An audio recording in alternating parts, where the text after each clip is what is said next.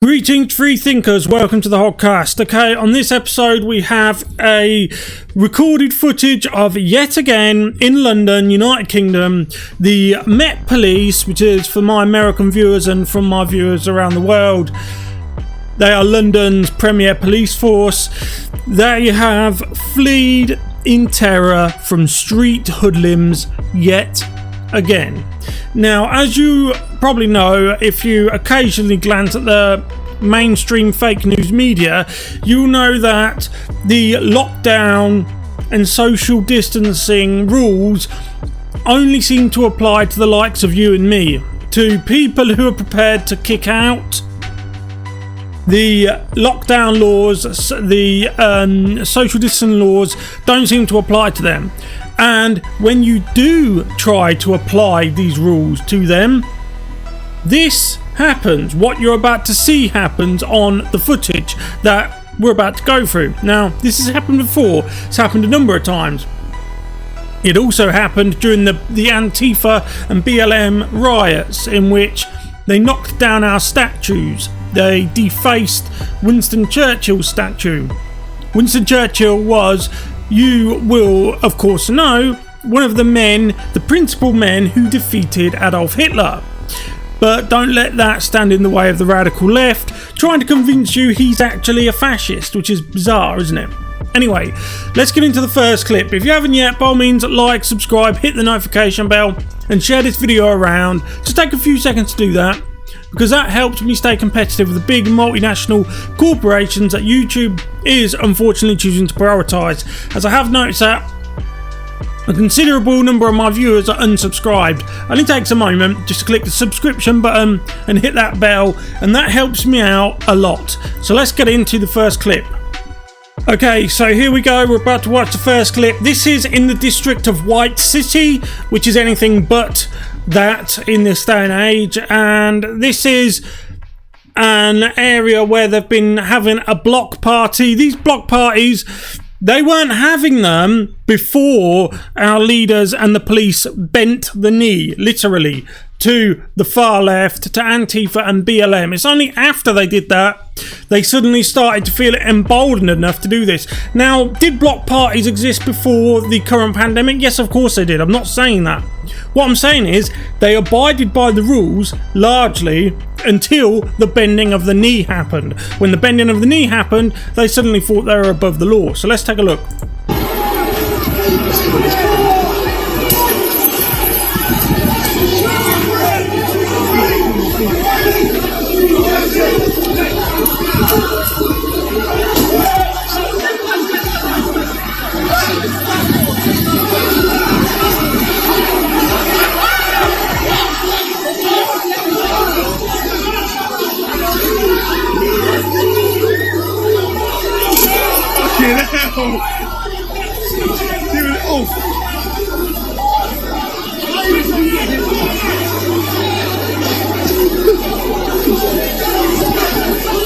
These boys retreated. Is this the police that are supposed to protect us?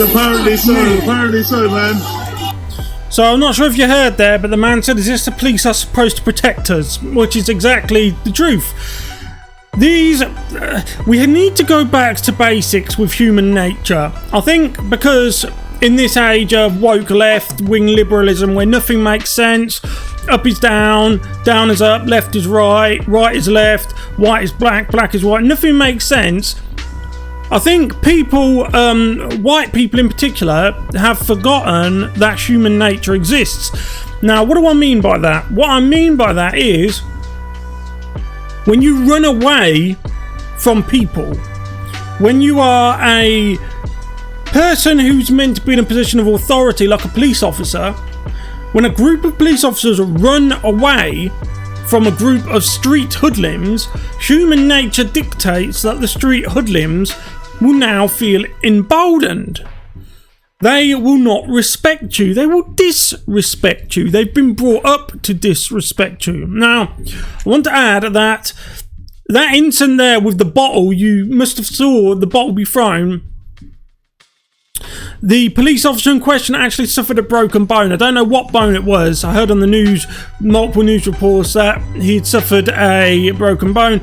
A number of police officers were injured. This isn't the only disturbance that happened in the area at the time. There was a large number of them. Now I ask you, imagine living in this area and looking like me, okay?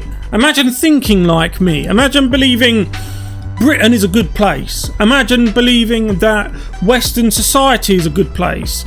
Imagine believing that Western civilization brought a lot to the table in terms of human advancements, such as science, engineering, medical breakthroughs.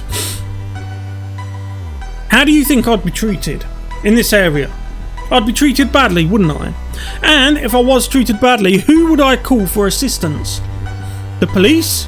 They've just ran off. There are areas of London where certain sections of the emergency services simply don't go because they get attacked like this. Here, we saw the same thing in the United States, in Minneapolis, and other areas where fire engines and ambulances and even police were called only for it to be an ambush. Going back to the point on the human nature, the police cannot keep running away. This has happened numerous times now from street hoodlums, okay? No words are going to make them respect you. And I'm speaking directly to the Met Police. Bending the knee certainly didn't make them respect you, did it? It was just a giant episode of virtue signalling, woke virtue signalling, that in the end only hindered you. And me, and everyone. Your actions have hindered us. It set us back. You cannot be an authority figure and be a coward at the same time. You can't say that you are in a position of authority and then run away and expect people to defer to your position. It's just not going to happen. Anyway, let's move on to the next clip. Pelted with bottles and bricks. This is the violence police officers faced when they attempted to shut down an illegal block party in West London. Dave Kayani filmed the clashes on his phone. There was violence, there was punching, kicking, bottles being thrown. It was a terrifying situation with the police helicopter going on up there, you know, like it was some Los Angeles movie scene. Even I was a bit shook up. I was a bit scared because obviously these lot are coming, but the police also were intimidating too. The police are meant to be intimidating.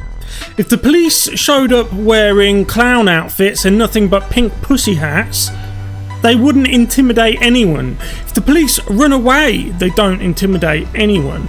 The idea of a strong police force, this is why back in the day when policing actually was successful, you used to have minimum height requirements, you used to have minimum fitness requirements, because you knew if you stepped out of line, the police would deal with you. In this day and age, it's different. They're just social workers in stab-proof vests. And they have to wear stab-proof vests because, and bear in mind, British police never used to do that, because there's a lot of people out there who want to do them harm, unfortunately so. Now, I want to say, and I'll say this in a lot of my videos, I know I'm criticising the police. I mean, I was still under the impression that we had free speech and I'm still allowed to voice my opinion. If I'm not, then please do tell me. But I support the police. I support limited authority in the sense that you need authority. I don't support authoritarianism, which bizarrely is what the woke left want to bring. They attack the police not because they are anti-authoritarian, they are pro-authoritarian. They attack the police and, of course, the armed forces. Once they've completely subdued the police, Western police, whether it's British, German, Swedish, United States, once the police have been subdued, they'll move on to the military. Mark my words, they'll move on to the military. But the left attack the police because they want to subdue them and replace them with their own form. They want to be the police. They want to dictate. They don't want to be dictated to. They want to set the law. They don't want to live by laws set by other people. We saw this in the Chaz zone, Chop zone, whatever you want to call it, in Seattle, and in, to a lesser extent, the other Chop zones. They were trying to set up like in Portland, and the laughable one they tried to set up in Washington DC. They immediately became the thing that they claimed they were rebelling against. And only when they did become that same thing, it became 10 times worse than it was before. See, this is the point I'm trying to make. The police must be intimidating to a point so that people who live in any particular area where those police officers are know that if you step out of line, there will be consequences. Because for a large section of the community, for too long now, their actions have had no consequences whatsoever, and you're about to see exactly what I mean.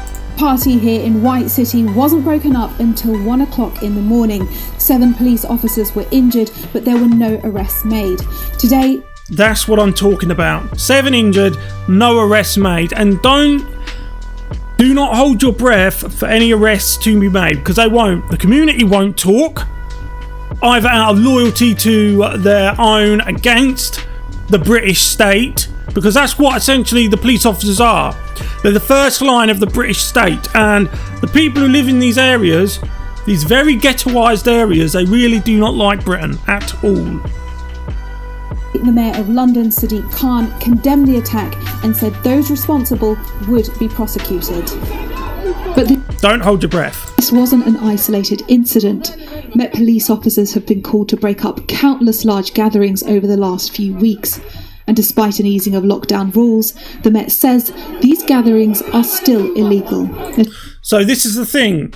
You notice that she said that over the last few weeks, these block parties. Now tell me, what has happened before the run-up to these last few weeks? Something very big happened. About a month ago, just over a month ago, in the run-up to these quote-unquote last few weeks. Something big happened. You know what it is. I know what it is. The entire British state, the wheels of authority, literally, not figuratively, they literally bent the knee to woke radical groups like Antifa and Black Lives Matter. They literally, not figuratively, bent the knee. And then what do you see? People who think they can dictate what the law is, and that the laws simply do not apply to them. Not only that, I'm sure you remember the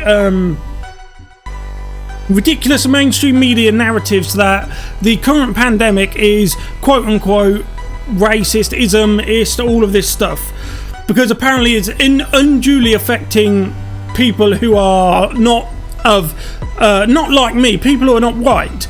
Well, you're seeing here these block parties where there's no social distancing, etc, etc. So where do we draw the line where we stop blaming the pandemic and we start accepting that people's actions, unfortunately, have consequences? That's life. I know people don't like to hear it, but that is, unfortunately, the world we live in. Actions have consequences.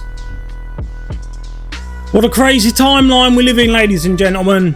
A timeline where there's different laws for different people. That is the main problem with Western society in this day and age.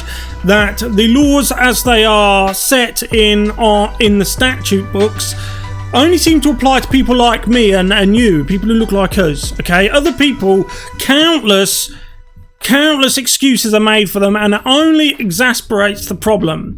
Once upon a time in Western society, there was one law for everyone, okay? No matter who you were, where you were, what your station was in life, where you came from, any characteristic you can think of, it did not matter. The law was the law for you and me. But now, the last generation or so, and things seem to be steadily, increasingly getting worse, over time it is fractured to a point where we basically live in shadow societies next to each other, which is, strangely enough, very much like what the original idea for multiculturalism was, which was different societies living parallel lives next to each other inside the same borders, but having radically different beliefs, laws, views, you name it, everything being different. It's a recipe for disaster. We have to go back to a time where no matter who you were, there is one law, and if you fall foul of it, regardless of all your shouting and protestations of this ism, that ism, that ist, that obic, you name it, regardless of that, go back to a time where you do the crime, you do the time. It's as simple as that. One law under one roof. That is at least part of the way we have to go in order to fix our fractured law system. Anyway, thank you for watching this video, ladies and gentlemen. Let me know what you think in the comment sections below. If you haven't yet, like, subscribe, hit the notification bell, and share this video around, because that helps me stay competitive with the big multinational corporations that YouTube is unfortunately choosing to prioritise. Thank you and goodbye.